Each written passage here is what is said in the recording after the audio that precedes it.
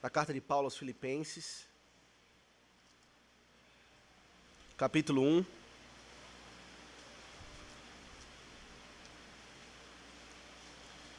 Filipenses, capítulo 1, vamos ler do verso 1 até o verso de número 11.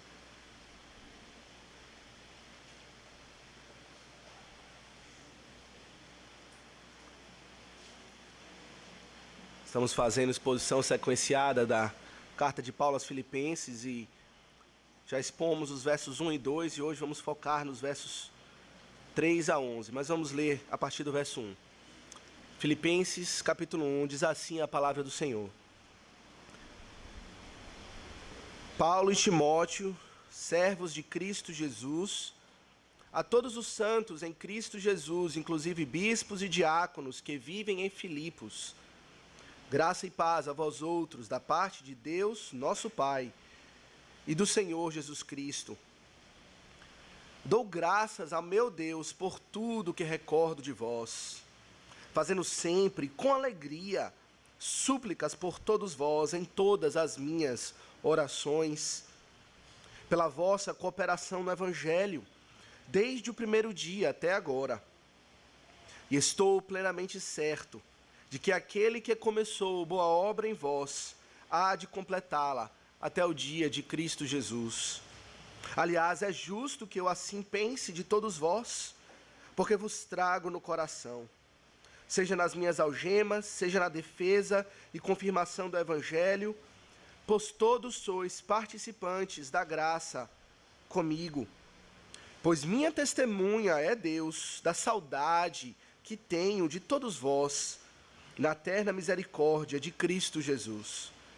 E também faço esta oração, que o vosso amor aumente mais e mais, em pleno conhecimento e toda percepção, para provardes as coisas excelentes e serdes sinceros e inculpáveis para o dia de Cristo, cheios do fruto de justiça, o qual é, mediante Jesus Cristo, para a glória e louvor de Deus. Amém. Até aqui a leitura da santa palavra do Senhor. Vamos mais uma vez baixar as nossas cabeças e invocar o nome santo do Senhor.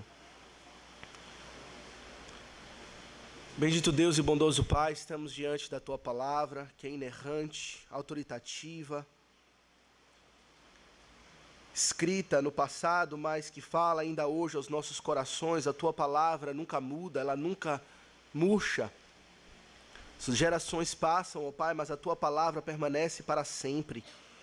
Lhe pedimos que o Senhor nos dê sabedoria, nos dê do Teu Santo Espírito, porção dobrada, iluminação, para compreender as tuas palavras, para aplicar as Tuas palavras também aos nossos corações. Livra-nos, ó Pai, de sermos meramente ouvintes, mas que possamos ser operosos praticantes da Tua palavra, construir a nossa casa sobre a rocha e não sobre a areia, e assim estarmos preparados para os dias de tormenta, para que a nossa casa não caia. No dia de Cristo possamos estar como sinceros e inculpáveis diante dele, cheios do fruto de justiça, o qual é mediante Jesus Cristo. Possamos ser todos cooperadores do Evangelho, glorificar o seu nome, fazer tudo para a glória e para o louvor de Deus. Abençoa o teu povo aqui reunido. Assim lhe suplicamos em nome de Jesus. Amém. Meus irmãos, na última ocasião que podemos expor carta aos Filipenses, comentamos que a carta aos Filipenses ela é conhecida como a carta da alegria. Esse é o tema central da carta. Ele trata de diversos assuntos, mas sempre de uma forma ou de outra ligado à temática da alegria. A igreja dos Filipenses estava desencorajada com as perseguições, com as lutas, com as provações, desencorajado com as algemas do apóstolo Paulo. Então o apóstolo Paulo escreveu essa carta a fim de encorajá-los, de exortá-los para que perseverassem na alegria cristã, se animassem e revigorassem o seu zelo no serviço.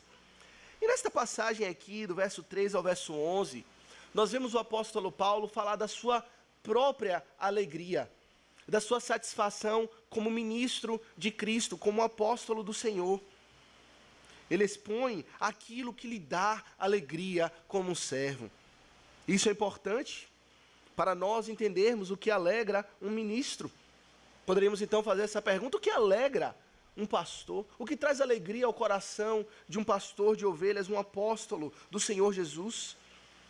Será que são igrejas cheias, abarrotadas, dízimos gordos, aplausos, elogios da congregação, prestígio? Isso é muito do que vemos por aí hoje. Ministros buscando essas coisas, perseguindo esse tipo de satisfação. Porém, quando olhamos para o apóstolo Paulo, devemos nos perguntar: o que agrada ao coração de um ministro de Cristo Jesus? Vemos aqui nessa passagem a resposta. Então queremos considerar essa passagem sobre essa temática: a satisfação ministerial, a satisfação de um pastor de ovelhas. E vamos considerar então 3 pontos. Primeiro, a sua satisfação na cooperação no Evangelho. A satisfação, em segundo lugar, na obra soberana de Deus, na salvação completa do seu povo. E em terceiro lugar, a satisfação na obra de santificação do Espírito na vida da igreja. Então, a primeira coisa que vemos aqui nessa passagem, a partir do verso 3, é o apóstolo Paulo dando graças ao Senhor pela vida da igreja. Ele diz aqui no verso 3, dou graças ao meu Deus por tudo, ou sempre que recordo de vós, fazendo sempre com alegria súplicas por todos vós, em todas as minhas orações. Meus irmãos, a igreja de Filipos, não se engane, não era uma igreja perfeita, não era uma igreja quase perfeita, não era uma igreja que estava perto da perfeição. Se os irmãos se lembram, mencionamos que essa igreja tinha problemas, como todas as igrejas. Tinha problemas de desunião, rogo a Evódia e a Sintique que pensem concordemente no Senhor. Problema de carnalidade, daqueles que só pensam nas coisas terrenas. Mais adiante, no verso 4, ele fala sobre isso. Problemas de falso ensino, acautelai-vos dos cães, da falsa circuncisão, disse o apóstolo. Não era uma igreja perfeita, de modo nenhum. Haviam problemas e no seu tempo o apóstolo vai tratar desses problemas. Vai endereçar de forma pastoral. Porém, nada disso impedia que o apóstolo Paulo dobrasse os seus joelhos e agradecesse ao Senhor pela existência daquela igreja. Os problemas da igreja não faziam com que o apóstolo tomasse ou tivesse uma atitude pessimista ou cínica para com a igreja. É muito fácil hoje em dia ver aqueles que olham para a igreja e dizem, só tem problema. A igreja é um bando de hipócrita, um bando de gente que tem pecado, está vendo aí, são iguais a todo mundo, se acham melhores do que os outros. Eu não quero me juntar a eles, e adotam essa atitude de cinismo, de deboche para com a igreja. De fato, a igreja tem problemas, mas não é essa a atitude do apóstolo Paulo. O apóstolo Paulo, ele é sim realista para com a igreja, ele conhece os problemas e vai tratar a seu tempo. Contudo, ele é otimista. Ele sabe que a igreja é uma obra de Deus e, portanto, digno de gratidão, de expressar a sua gratidão pela igreja de Cristo. A igreja é uma fonte de alegria. E, portanto, ele diz, dou graças ao meu Deus por tudo que recordo de vós, fazendo sempre, constantemente, não com pesar, não com tristeza, mas com alegria, súplicas por todos vós, em todas as minhas orações. Em outras palavras, sempre que eu dobro os meus joelhos, diz o apóstolo Paulo, eu me lembro de vocês e agradeço muito a Deus pela vida de todos vós, de cada um, cada membro que ele conhecia. Eu agradeço a Deus pela existência de vocês, por vocês estarem unidos à igreja. De fato, problemas existem e serão tratados, mas a igreja é motivo de alegria. Paulo era um realista / otimista. Conhece a igreja, mas não com uma atitude de cinismo. É mais ou menos a relação que nós temos para com os nossos filhos. Aqueles de nós que são pais, que têm filhos, sabe dessa dualidade, de ter que tratar com os problemas, mas também de ter uma atitude otimista para com os nossos filhos. Os nossos filhos não nascem prontos. Nós sabemos disso muito bem. É uma luta ingente ter que disciplinar, ter que instruir a criança. Ela nasce com astúcia no coração, diz a palavra, cheia de artimanhas. E precisamos, com a fala da disciplina, afastar a estutícia do coração da criança. E é um trabalho duro, cansativo. Os filhos são fonte de muita preocupação na cabeça dos pais. Porém, isso não tira a alegria do coração dos pais para com os filhos. Mesmo tendo que lidar com todos os problemas diariamente ou momentaneamente, os pais se alegram nos seus filhos. Filhos, crianças, vocês são fontes de alegria para com seus pais. Olhar a minha filha brincar todos os dias, ver ela sorrir, correr para lá e para cá, para mim é uma fonte de muita alegria.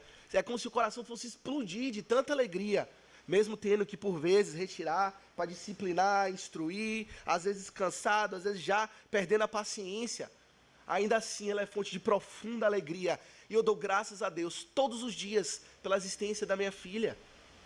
Aquelas famílias que têm muitos filhos, eu tive a oportunidade de ver famílias assim, lá onde morei nos últimos anos, podem dar graças, os pais dão graças pela existência de cada um deles.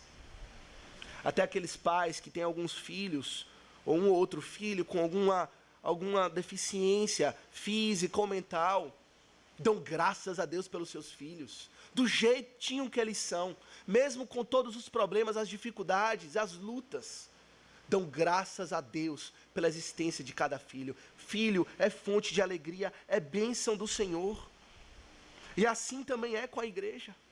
A igreja, com todos os seus problemas, com a necessidade de disciplina quase que constante por parte do próprio Deus e da liderança da igreja. A igreja é fonte de alegria. Dou graças ao meu Deus, diz o apóstolo Paulo, por tudo o que recordo de vós, fazendo sempre com alegria e não com pesar, súplicas por todos vós, em todas as minhas orações. E meus irmãos, o mais importante para nós aqui é compreender que por mais intenso que seja, ou mais intensa que seja a alegria do apóstolo Paulo para com a igreja dos Filipenses, isso apenas era um parco reflexo da alegria que o Senhor tem para com sua igreja. O apóstolo Paulo se alegrava muitíssimo com a igreja. Vemos aqui ele usando palavras abrangentes. Veja como ele fala tudo, toda hora. Dou graças a Deus por tudo que recordo de vós, fazendo sempre súplicas por todos vós, em todas as minhas orações. É muita intensidade. Porém, tudo isso palidece em comparação com a alegria do próprio Deus, ou do próprio Senhor Jesus, para com sua igreja. Vemos um pouco disso, por exemplo, em Lucas capítulo 15. Em Lucas capítulo 15, nós temos o Senhor Jesus contando 3 parábolas.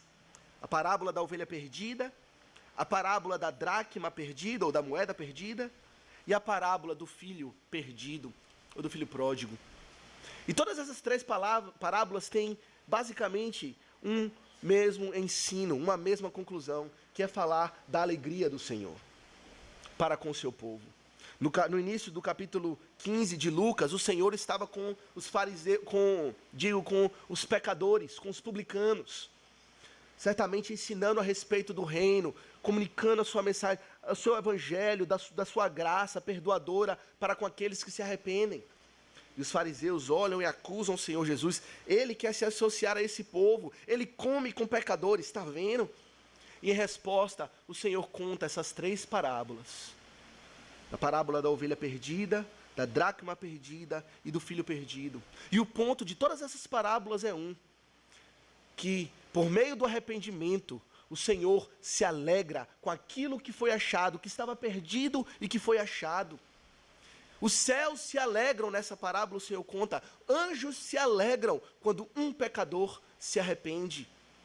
Está vendo aqui esses pecadores?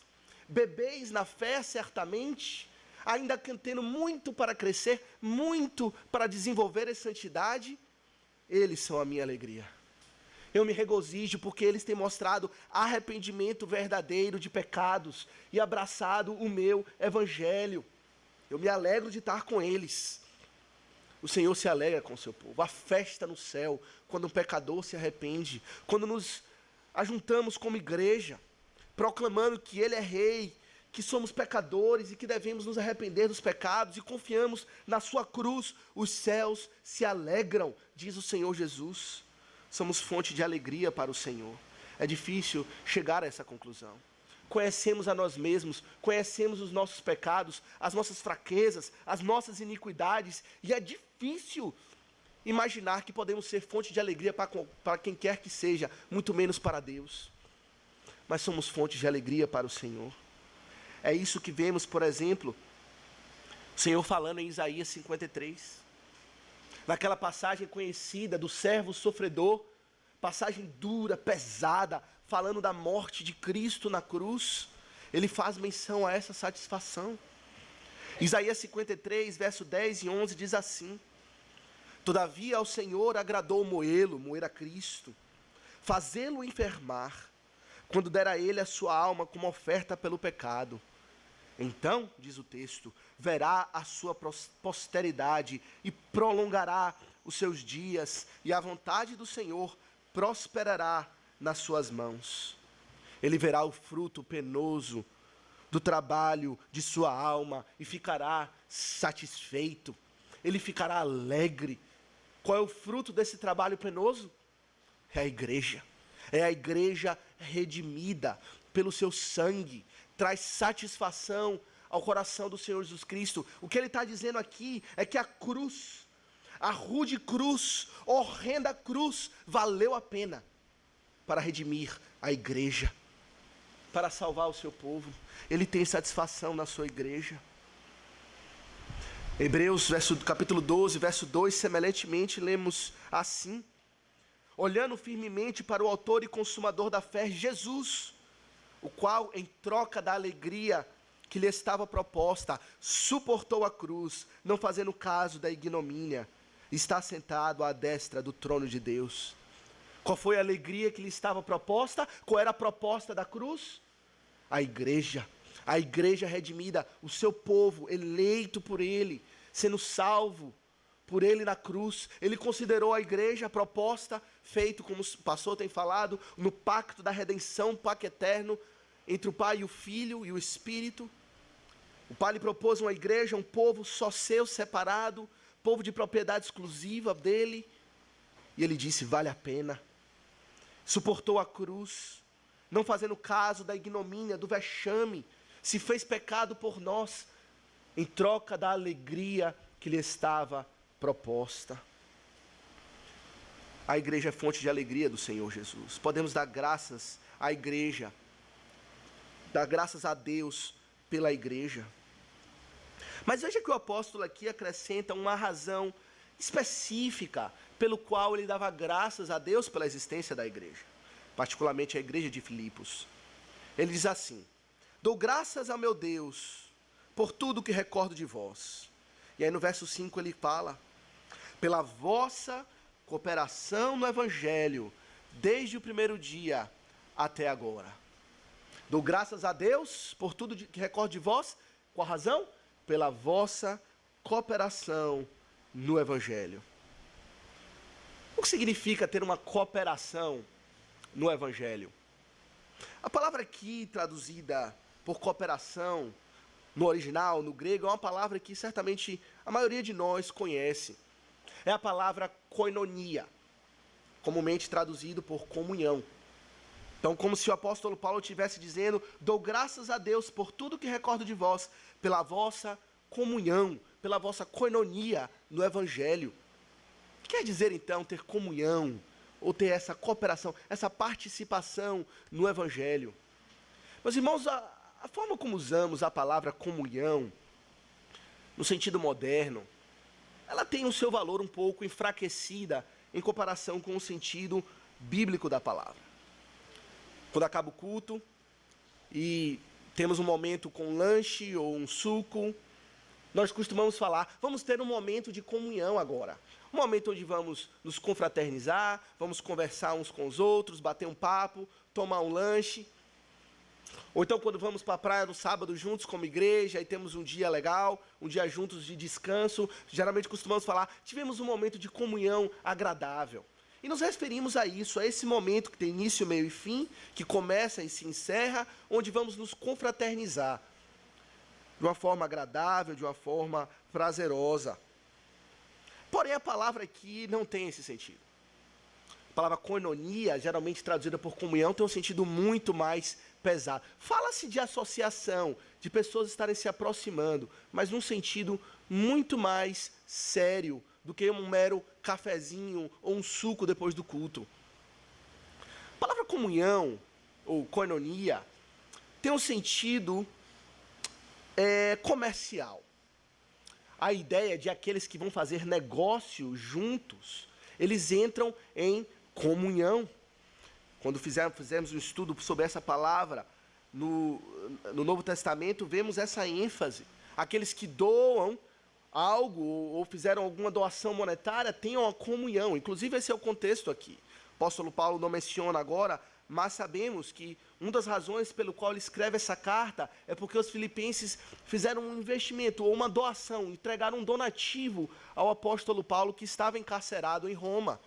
Eles tiveram uma participação no Evangelho, uma comunhão.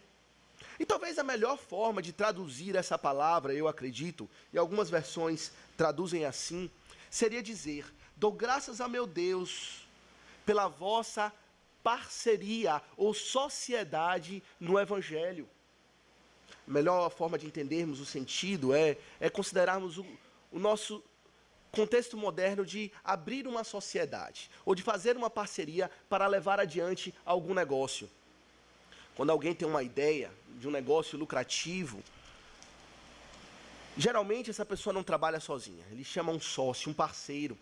Alguém que primeiro acredita naquela visão, que concorda que aquele projeto, que aquela ideia vale a pena, e alguém que está disposto a se envolver, a estar envolvido naquele projeto, a dedicar os seus dons, os seus talentos naquela causa.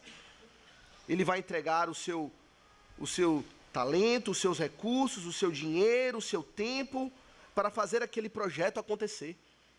E um sócio não se desliga facilmente da parceria ou da sociedade. É uma relação de compromisso que exige sacrifício. O empregado, quando vai fazer o seu trabalho, ele chega de manhã, faz o trabalho, vai para casa, se desliga e dorme em paz. O sócio não.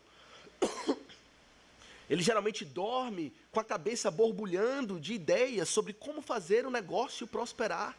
Ele não se desliga, ele está envolvido intimamente naquele projeto ou naquela sociedade.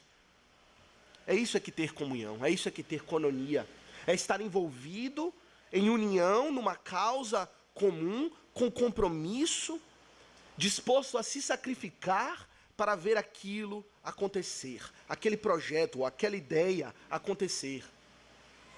E no caso aqui, o projeto, a ideia é o próprio Evangelho. É como se o apóstolo Paulo estivesse dizendo: vocês, dou graças a Deus, porque vocês são meus parceiros, meus sócios na causa do Evangelho. Vocês sacrificam pelo Evangelho, estão dispostos a se doar pelo Evangelho de Cristo. Parceiros, sócios comprometidos, já há 15 anos, aproximadamente 15 anos, tinha se passado, entre o dia que o apóstolo Paulo plantou aquela igreja, até o dia onde ele escreveu essa carta. Veja que ele fala: dou graças a meu Deus pela vossa cooperação no Evangelho, desde o primeiro dia até agora. Desde o primeiro dia onde o apóstolo Paulo pregou o Evangelho de Cristo, das insondáveis riquezas do Senhor Jesus. Aquela igreja, aquele povo, ainda não igreja, comprou a ideia, por assim dizer. Abraçou com fé a promessa do Evangelho. Desde aquele dia, durante todos esses anos, mais de uma década, aproximadamente 15 anos, eles têm se mostrado comprometidos com o Evangelho. Como diz aqui no verso 7, eles se tornaram participantes da graça juntamente com o apóstolo Paulo. Eles não se envergonharam das cadeias do apóstolo Paulo, das algemas. Se envolveram na defesa e na confirmação do Evangelho que o apóstolo Paulo estava encarregado de fazer. Eles se envolveram em todos os aspectos da obra, da pregação do Evangelho. Eram bons sócios. Aqueles que já tentaram abrir um negócio, sabem da importância de ter um sócio comprometido. E da dificuldade que é de ter um sócio que, embora tenha entrado na sociedade, não comprou a ideia completamente. Um sócio é dado na obra, ele persegue aquela ideia com toda a sua força, investe dinheiro, tempo, e o outro é preguiçoso, é remisso, não investe. e eles andam separados, não há unidade. E geralmente essas sociedades não dão muito certo, não vão muito bem. Mas o que o apóstolo Paulo está dizendo é que desde o primeiro dia, todos esses anos, os filipenses têm se tornado sócios exemplares para com o evangelho. E por essa razão o apóstolo Paulo agradece a Deus, com grande alegria, sempre que lembrava dos filipenses, porque eles eram comprometidos com a causa do evangelho. O que faz um pastor feliz, o que faz um pastor dobrar os seus joelhos e dar graças a Deus pela existência de uma igreja, é quando a igreja coopera com o evangelho, quando a igreja abraça de corpo e alma o evangelho, está disposto a se afundar em todas as dimensões do evangelho. Meus irmãos, quão difícil é ver isso hoje. Infelizmente, é muito difícil encontrar aqueles que estão dispostos a abraçar o evangelho em toda a sua dimensão. Lendo um comentarista que estava escrevendo sobre essa passagem, ele escreve a seguinte anedota, e eu quero ler para vocês, a respeito daqueles que querem abraçar o evangelho com superficialidade. Ele diz o seguinte: imagina uma pessoa chegando a uma mercearia para comprar o evangelho, e ele fala o seguinte: eu quero comprar um pouquinho do evangelho, me veja aí por favor, R$2 de evangelho. E não muito, não, eu só quero o suficiente para me fazer feliz. Eu não quero muito para ficar viciado ou ficar envolvido demais com o evangelho. Eu não quero tanto do evangelho a ponto de me fazer realmente ter que odiar o pecado, de ter que odiar a cobiça, de ter que negar a mim mesmo. Certamente eu não quero uma porção do evangelho tão grande que exija de mim que eu tenha que amar o meu inimigo, que tenha que sacrificar, tomar a cruz todos os meus dias, e muito menos considerar a possibilidade de um trabalho missionário, ou de me lançar na obra em tempo integral. Não, eu não quero um evangelho tão grande. Eu quero a excitação do evangelho, eu quero a empolgação, mas eu não quero o arrependimento, nem as lágrimas e nem as dores. Eu quero ser elevado, me sentir aliviado, mas eu não tenho interesse em ser transformado. Eu quero uma porção do evangelho que seja suficiente para dar segurança e estabilidade à minha família, um norte para o qual eles devem guiar as suas vidas. Mas não me dê uma porção do evangelho tão grande que seja capaz de confrontar as minhas ambições e que exijam de mim que eu doe mais de mim mesmo para a causa de Cristo. Na verdade, eu só quero apenas R$2 do evangelho, não mais, não menos. Isso é suficiente para as minhas necessidades. Quão triste é constatar que essa é a postura de tantos por aí. Tantos na igreja vêm, batem um ponto, vão embora.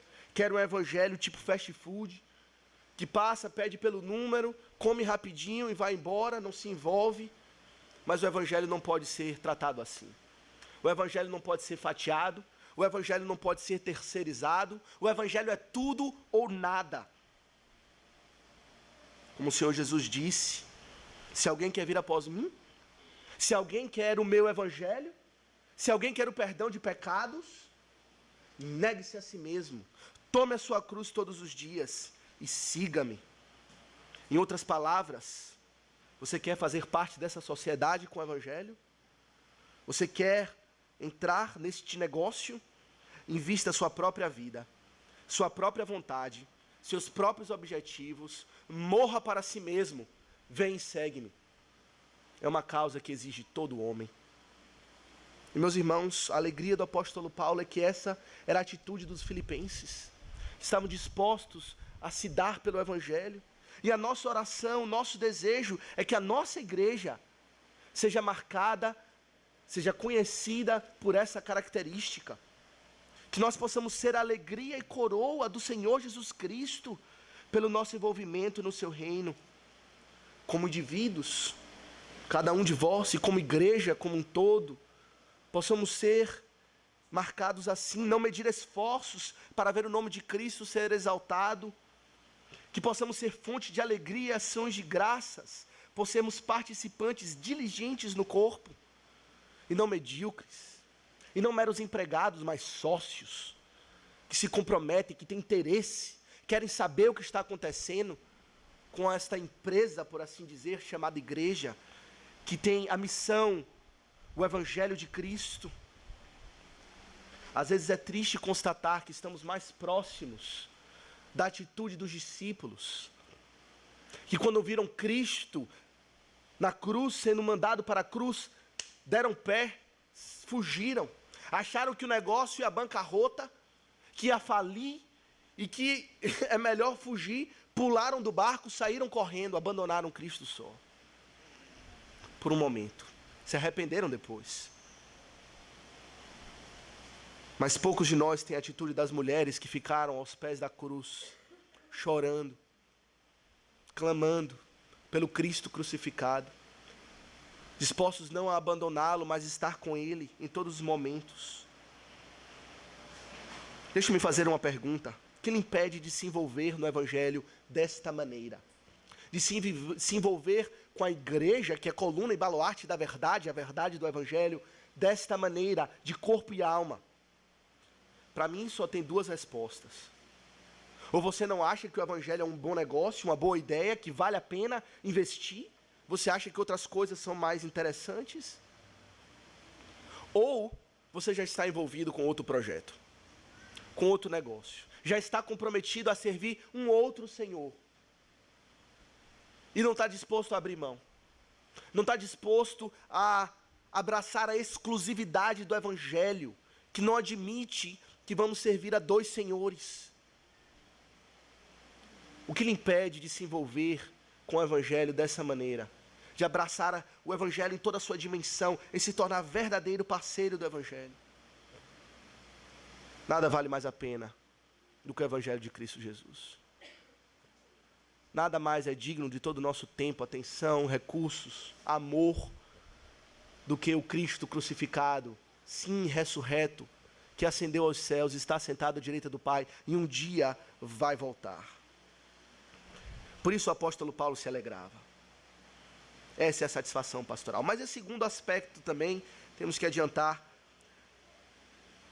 Nesta passagem que vemos a respeito da alegria do apóstolo como ministro do Evangelho. Ele não apenas se alegrava pela igreja, mas ele se alegrava por algo mais profundo, por assim dizer. Isso está no verso 6. Ele se alegrava porque ele sabia que a obra na vida dos filipenses era uma obra de Deus.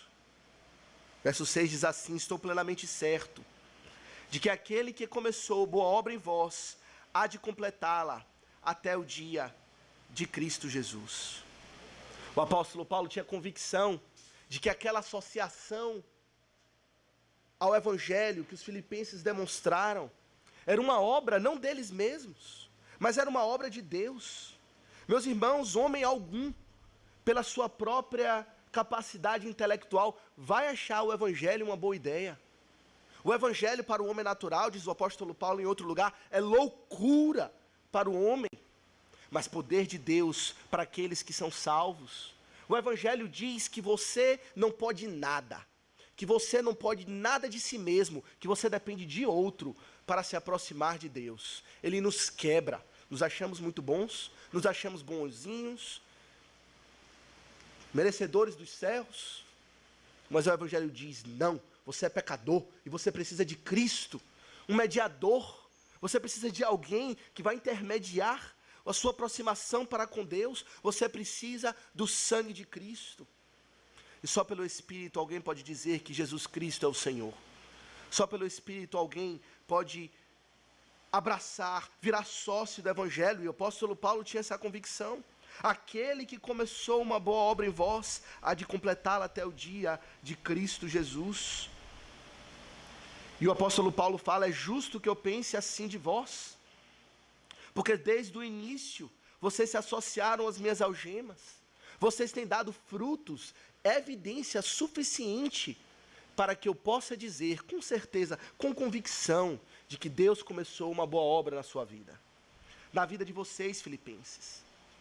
No capítulo 4, verso 14, ele fala: todavia fizeste bem, associando-vos na minha tribulação. Eles não queriam apenas o oba-oba do Evangelho, mas só se associaram à tribulação do apóstolo Paulo, uma evidência da sinceridade da fé deles, de que Deus trabalhava neles. Portanto, ele diz que Deus não é injusto, mas é justo pensar assim de vós. Como lemos, por exemplo, aos Hebreus, em outro lugar ele diz semelhantemente, ele fala: quanto a vós outros, todavia, ó amados, estamos persuadidos, ou estamos plenamente certos, de coisas melhores pertencentes à salvação. Porque Deus não é injusto para ficar esquecido do vosso trabalho e do amor que evidenciaste para com seu nome, pois servistes e ainda servis aos santos. Então parte da convicção do apóstolo Paulo vinha disso, de ver os frutos dignos do evangelho na vida dos filipenses. Mas ele também sabia que isso era uma obra de Deus, pelo que ele experimentou naquela igreja.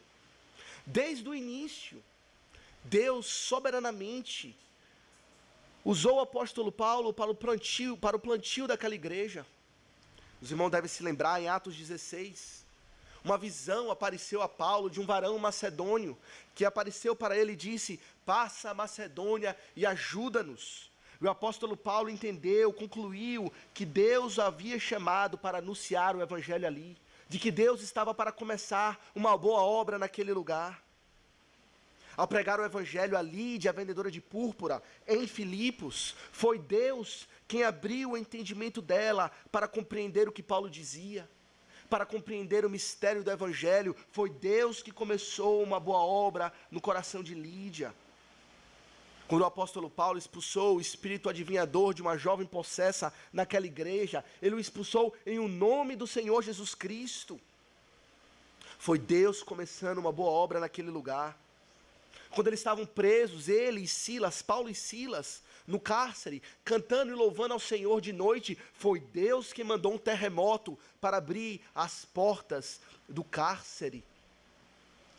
Quando o carcereiro, tomado de pavor, quis se suicidar, foi Deus que o impediu, para que Paulo anunciasse o evangelho a ele, dando uma resposta àquela maravilhosa pergunta: que posso fazer para ser salvo? Crê no Senhor Jesus Cristo, tu e a tua casa. E aquele carcereiro, num só dia, passou de alguém com pensamentos suicidas para alguém que tinha grande alegria por ter crido em Deus.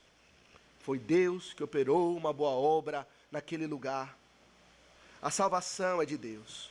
A salvação é obra do Deus triuno, do Deus Pai, elegendo o seu povo, amando com amor eterno, antes da fundação do mundo, do Filho vindo para morrer por aqueles que Deus amou, e do Espírito, trabalhando nos nossos corações, para que possamos compreender a beleza de Cristo, como Ele fez com Lídia, abrindo o nosso entendimento para compreender o mistério do Evangelho. A obra é dele, portanto não há razão para a soberba. O apóstolo fez elogio profundo aos filipenses, de que eles eram parceiros no evangelho, mas não há razão para a soberba, porque a obra é de Deus. Foi Ele que começou esta boa obra. E o que alegra mais ainda o coração do apóstolo Paulo, é saber que aquele que começou uma boa obra em vós, há de completá-la até o dia de Cristo Jesus. Se Deus começou essa obra, Deus vai terminar. O que ele começa, ele termina. Se por um lado o apóstolo Paulo podia olhar para o passado daquela igreja e ver evidências de uma obra genuína de Deus na vida deles, ele pode também olhar para o futuro e ver a mão soberana e poderosa de Deus na salvação completa daquele povo. Não só iniciando uma obra, não só dando continuidade à obra, mas levando a obra à perfeição, completando aquela obra. O que Deus começa, Ele termina. É próprio nosso, da experiência humana, começar coisas e não terminar. Todos nós aqui já passamos pela vergonha de começar algo, começar um projeto e não terminar. Um curso de inglês, uma sociedade, um trabalho, as crianças constantemente fazem isso, começa a brincar com um brinquedo, em 1 segundo termina, larga para lá. Isso é um atestado da nossa limitação, falta de foco, da nossa incompetência. O Senhor Jesus fala sobre isso em Lucas, capítulo 14, quando ele fala daqueles que querem construir uma torre, e que devem planejar a construção da torre, e devem fazer os cálculos se vão ter todos os meios suficientes para concluir a obra. E tendo lançado o fundamento, tendo começado e não podendo acabar, vêm todos os outros e zombam daquele homem, porque começou e não terminou. Foi um tolo, começou e não pôde terminar. O que o apóstolo Paulo está dizendo aqui é que de Deus não se zomba. Aquilo que ele começou, ele vai terminar. Tendo botando a mão no arado, o Senhor não olha para trás. O nome dele não será vilipendiado como o nome de um fracassado que começa e não termina. Nós somos fracassados. Fazemos isso constantemente, mas Deus não é dado a desistências. Ele não é dado a desistir facilmente. Aliás, ele não desiste. Ele começou uma boa obra em nós. E ele há de completá-la até o dia de Cristo Jesus. Se ele não completasse, significa que o seu amor é limitado, que o Senhor é disperso, que ele perde o foco. Mas não é isso que lemos a respeito do caráter do nosso Deus. Salmo 118, verso 1 diz assim: render graças ao Senhor porque ele é bom, porque ele começa boas obras e porque a sua misericórdia dura para sempre. Ele começa boas obras, ele é bom, ele é alguém que é a fonte de toda bondade e a sua misericórdia não tem fim, dura para sempre e ele irá completar. Quando isso ocorrerá, diz o apóstolo Paulo aqui no verso 6, no dia de Cristo Jesus. No dia da sua vinda, quando ele voltar novamente pelos ares, será o dia onde ele irá completar a sua obra. Até lá, somos imperfeitos. Até lá, a obra ainda está em progresso, até mesmo quando morremos. Quando morremos, meus irmãos, atingimos uma perfeição moral, estamos livres do pecado, uma perfeição espiritual, porém os nossos corpos ainda estão apodrecendo na terra. A completude da obra é corpo e alma. Na ressurreição, quando ele irá redimir todo o homem, alma e corpo, nesse dia a redenção será perfeita. Até lá, a obra continua em desenvolvimento. E por isso devemos amar a vinda do Senhor Jesus Cristo e clamar: Maranata, ora vem, Senhor Jesus, para que ele volte, para que ele conclua esta boa obra, para que a nossa redenção seja perfeita. Até lá, somos uma obra em progresso. E devemos compreender isso muito bem. Até lá, a obra não está completa. E nem por isso o apóstolo Paulo está desanimado. Ele sabe que será completa. Um dia será aperfeiçoada, mas até lá há defeitos, há problemas. E o Senhor ainda está trabalhando em nós. É como um artista que começa um quadro. Ele pega aquele quadro em branco, ele pega primeiro um lápis e ele faz um rascunho do que ele quer pintar naquele quadro. E então ele começa a dar as primeiras pinceladas. E aqueles que estão olhando ao redor aquela obra podem achar esquisito no início, não conseguir entender, achar até feio. Mas ele irá completar a boa obra. Quando o artista termina, aí vemos a obra na sua beleza, na sua perfeição, em todas as cores.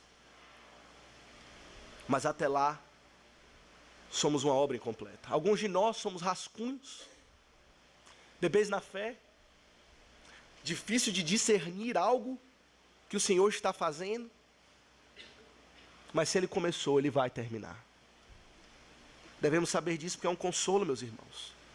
Quando olhamos no espelho das Escrituras, que é o padrão de perfeição, vemos meramente o rascunho de nós mesmos, um rascunho da imagem de Cristo formada em nós. Vemos pecado, vemos fraquezas, coisas que nos desanimam. Quando olhamos na igreja, também vemos rascunhos espalhados por aí. Mas é um consolo saber que o Senhor ainda não acabou. Ele ainda não terminou. Tenha paciência e seja grato porque Ele começou a obra. E seja grato por saber que Ele vai terminar. Dê graças a Deus pela igreja por conta disso. Como lemos em Provérbios, a vereda do justo é como a luz da aurora, que vai brilhando mais e mais até ser dia perfeito. Mais e mais. Essa é a fonte de alegria do apóstolo Paulo. Deus irá completar essa obra. Ele poderia olhar para aquela igreja que foi plantada e regada pela sua instrumentalidade e saber: Deus vai aperfeiçoar em todos os aspectos, mesmo sendo difícil. Mesmo vendo tanta oposição, dificuldade, desunião, problemas na igreja, Deus vai aperfeiçoar. Não fosse Deus prometendo isso, o trabalho seria desanimador. Seria difícil confiar no esforço do próprio povo. Mas temos essa confiança, a obra está nas mãos de Deus. Essa é a alegria do apóstolo Paulo. E essa é a base da perseverança dos santos, doutrina que professamos.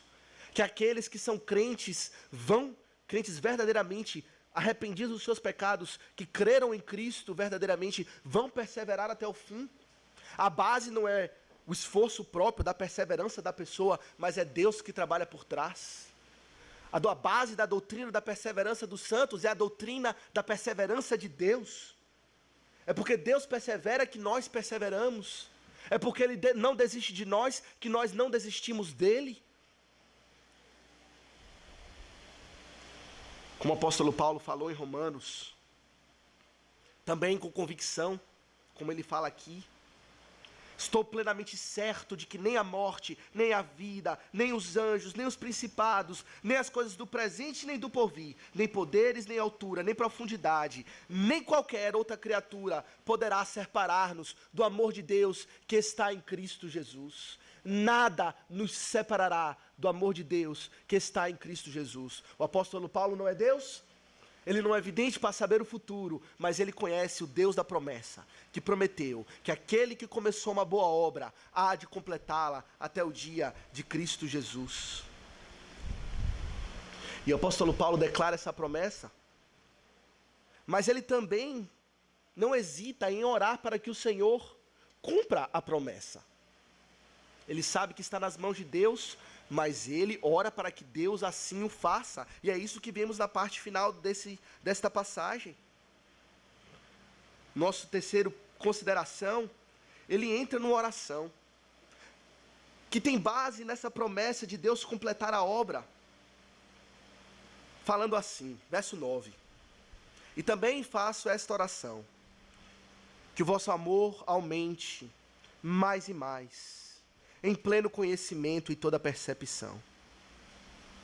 Meus irmãos, o apóstolo Paulo sabia que o completar da obra, ter a obra aperfeiçoada, significa ser aperfeiçoado em amor. Quando o Senhor completar, no final de tudo, depois de todas as coisas e todas as lutas, o Senhor Jesus voltar, nos restaurar, unir as nossas almas, os nossos corpos, o que veremos é amor. Amor a Deus, amor uns aos outros. E é isso que o apóstolo Paulo fala. Oro a Deus, faço esta oração, que o vosso amor aumente mais e mais, que Ele vá completando essa obra mais e mais, que Ele vá aperfeiçoando mais e mais. 1 Coríntios 13 fala desse amor, fala da fé tão importante na vida cristã, mas que irá passar. Fala da esperança, elemento essencial da vida cristã, mas que irá passar. O amor, porém, diz o apóstolo, jamais acaba. E por isso oro, faço esta oração, que o vosso amor aumente mais e mais. Este é o processo de santificação. Tudo aquilo que fazemos no processo de santificação está relacionado a isso, para crescer em amor. Em última instância, é isso que conta. Esse é o teste cabal, se estamos sendo santificados ou não. Não é quando vencemos um pecado, vencemos uma dificuldade, o que aquilo representa é que estamos crescendo em amor. Queres saber se está sendo aperfeiçoado em santidade? Você tem amado mais a Deus, amado uns aos outros. 1 Tessalonicenses capítulo 13, o apóstolo fala sobre isso. Verso 12, ele diz: e o Senhor vos faça crescer e aumentar no amor, uns para com os outros, e para com todos, como também para conosco. E ele acrescenta: a fim de que seja o vosso coração confirmado na santidade. Cresça em amor, para que o vosso coração seja confirmado na santidade.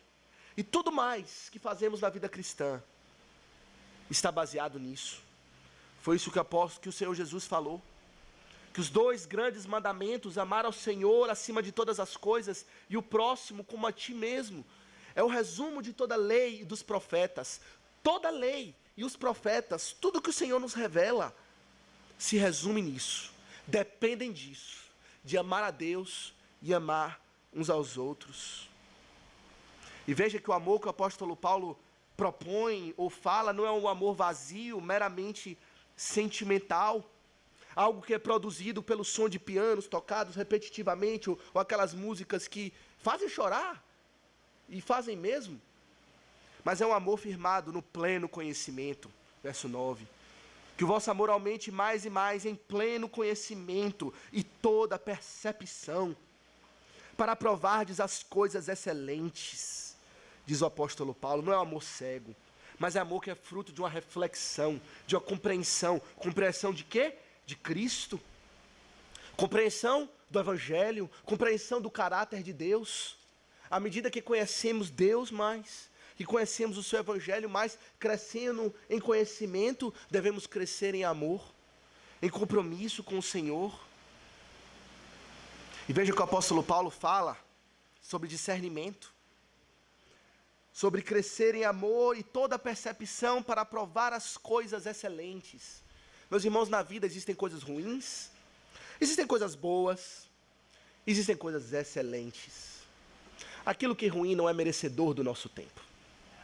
Aquilo que é bom, mais ou menos.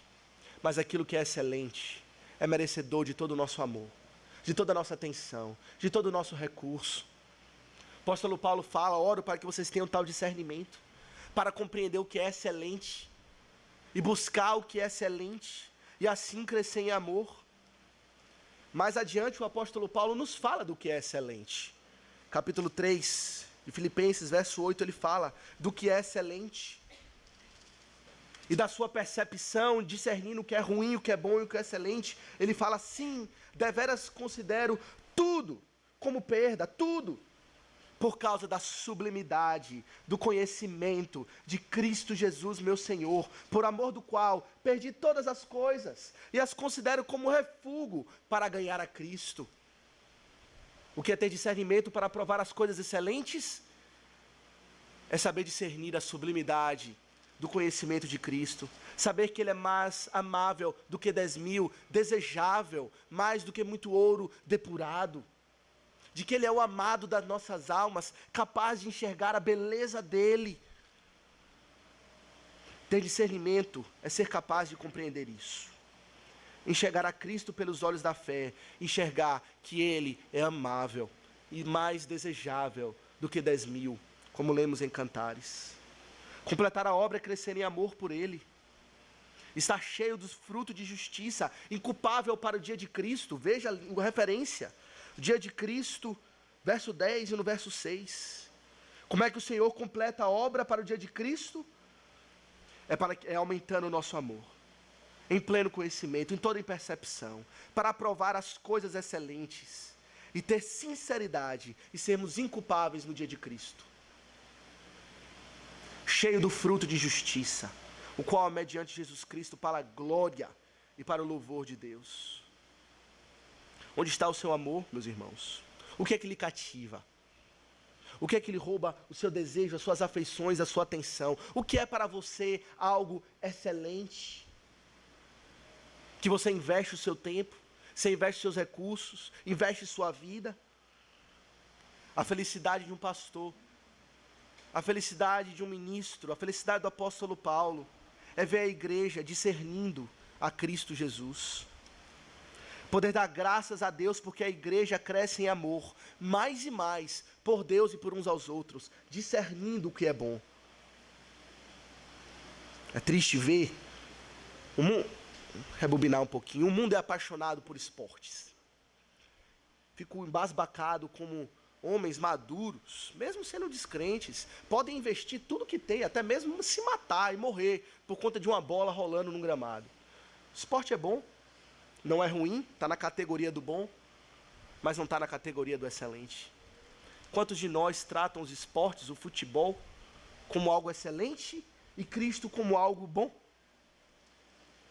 Acaba o culto, que corre e quer saber o placar do jogo. E as aves dos céus arrancam a semente plantada. Aquilo que é excelente não germina, não produz o fruto. E bota o que é bom no lugar. E você pode botar qualquer outra coisa no lugar. Seja esporte, seja o que for. Diante de Cristo, tudo é refúgio, diz o apóstolo Paulo. Tudo é perda, tudo está abaixo da categoria de excelência. Tudo ocupa segundo lugar, terceiro, ou seja o que for. Cristo deve ocupar o primeiro lugar. Traz um pastor feliz. Ver a igreja discernindo assim. Amando a Cristo acima de todas as coisas. Buscando a Ele. Buscando a sua cruz, a cruz do Calvário. Meus irmãos, em conclusão, quero fazer 2 aplicações em relação a esta passagem. A primeira aplicação é o seguinte. Quando pensamos e oramos na igreja, oramos, eu digo, a respeito da igreja, qual é o nosso foco? O homem ou Deus? Aquilo que o homem fez, está fazendo na igreja, com suas falhas e pecados? Ou Deus que trabalha na igreja, que começou aquela boa obra? Meus irmãos, quando olhamos para o homem e oramos a Deus a respeito da igreja com vistas no homem, oramos pelo princípio da lei. A lei diz o seguinte: cadê a imperfeição? A lei busca o erro, a falta de conformidade para com a lei. A lei é aplicada onde há problema. E o foco é no erro e no problema. Mas quando olhamos pela igreja, pelo princípio da graça, o foco é naquilo que Deus faz, naquilo que é imerecido, naquilo que não merecemos, mas recebemos gratuitamente no amado. Por isso o apóstolo Paulo pode dar graças a Deus por essa igreja. Na nossa igreja temos uma reunião de oração. E, geralmente uma pessoa fica responsável para orar pela vida espiritual da igreja. É uma categoria de oração que geralmente aquela pessoa vai orar. E geralmente incluímos ali naquele pedido sobre os fracos na fé, sobre os desanimados, sobre os desviados, sobre as necessidades da igreja, necessidade de avivamento, necessidade de reforma. Olhamos para os problemas da igreja e, com razão, devemos orar por essas coisas. Porém, sinceramente, eu não me recordo da última vez que começamos uma oração pela vida espiritual da igreja dessa forma. Dou graças ao meu Deus por tudo que recordo de vós, fazendo sempre com alegria súplicas por todos vós em todas as minhas orações, agradecendo pela vida de cada um, por sermos parceiros no Evangelho, por termos abraçado o Evangelho. Podemos dar graças a Deus, mesmo com os problemas que devem ser tratados, devem ser mortificados e o serão a seu tempo. Quando foi a última vez que demos graças à igreja pela vida uns dos outros? Estamos mais prontos a olhar os problemas, a olhar os erros, apontar o dedo, fofocar, brigar, discutir, ter desunião, do que sermos gratos pela vida uns dos outros. Olhar uns aos outros como presentes de Deus para a nossa vida. Precisamos uns dos outros. Somos membros de um mesmo corpo, e um membro não pode dispensar o outro. A mão precisa da outra mão, e ambos precisam dos pés. Ainda que mancos, ainda que fracos, precisamos uns dos outros e devemos dar graças a Deus pela vida dos irmãos. Segunda aplicação: como membro de uma igreja cristã, o que lhe atrai para se unir a este grupo? O que lhe atrai para fazer parte de uma igreja? Muitos são atraídos por afinidades naturais. Pessoas que pensam igual, talvez na mesma classe social, têm os mesmos hobbies. Aquela igreja parece ser uma igreja legal. Tem um programa legal para as crianças. Se parecem comigo, mesmos interesses. É um povo divertido, gosta de sair junto, passear. Ou você está aqui, sobretudo, ou unicamente, por uma afinidade ao Evangelho? Por conta de Cristo. É assim que você procura uma igreja quando precisa viajar ou chega numa nova cidade? Uma igreja que é sócia do Evangelho em todas as coisas? Você procura a pureza do Evangelho sendo pregado ali? É isso que lhe atrai a uma igreja? Pela sua cooperação no Evangelho? Meus irmãos, é isso que deve nos atrair. É isso que deve ser a nossa identificação maior. Somos muito diferentes uns dos outros. Quando colocamos todas as nossas congregações, Itapuã, Pojuca, podemos dizer que somos bem diferentes uns dos outros. Afinidades, gostos, em muitos sentidos. Mas existe uma coisa que nos une. É o amor de Cristo no seu Evangelho, é a sua cruz. Por isso que eu pude, por exemplo, tive a experiência lá nos meus estudos, de sentar com alguém do Cazaquistão, da Escócia, da Holanda, da África, da Nigéria, da Malásia, dos Estados Unidos, e ser um. Pessoas tão diferentes, e sermos um, porque tínhamos algo em comum. Uma parceria no Evangelho. Éramos todos sócios em Cristo Jesus. E as nossas diferenças culturais ocupavam segundo plano. O que era importante, o que nos unia era o Evangelho. Que o Senhor nos abençoe, tenha misericórdia de nós e nos faça ser como essa igreja. Coroa e alegria do Senhor Jesus Cristo. Fonte de alegria para o pastor das nossas almas. Pelo nosso envolvimento com o Evangelho, de corpo e alma. Por estarmos amadurecendo e crescendo em amor, mais e mais, em pleno conhecimento. Amor a Deus e amor uns para com os outros. Vamos orar. Bendito Deus e bondoso Pai, te damos graças pela carta aos Filipenses, damos graças pelo compromisso dessa igreja com o Evangelho, por crescerem em amor, por se associarem aos algemas do apóstolo Paulo e a sua defesa e confirmação do Evangelho. Lhe pedimos que possamos ser assim, que o Senhor perdoe a nosso pecado de associação fraca e superficial com o Evangelho e nos ajude, ó Pai, a crescer mais e mais, nos comprometendo com o Senhor, com a sua mensagem, estarmos prontos a tomar a nossa cruz e seguir a Cristo. Te dou graças, ó Pai, pela vida dessa igreja, pelos irmãos preciosos que estão aqui, que lançaram sua sorte com Cristo, que botaram a mão no arado.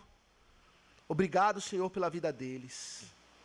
Precisamos uns dos outros. E lhe pedimos que o Senhor nos faça assim, gratos pela igreja, dispostos a servir, amarmos uns aos outros, sabendo que a igreja é obra tua, uma boa obra que o Senhor há de completar até o dia de Cristo Jesus. Nos abençoa. Assim te oramos em nome de Jesus. Amém. Meus irmãos, vamos ficar de pé e cantar ao Senhor o Salmo 113.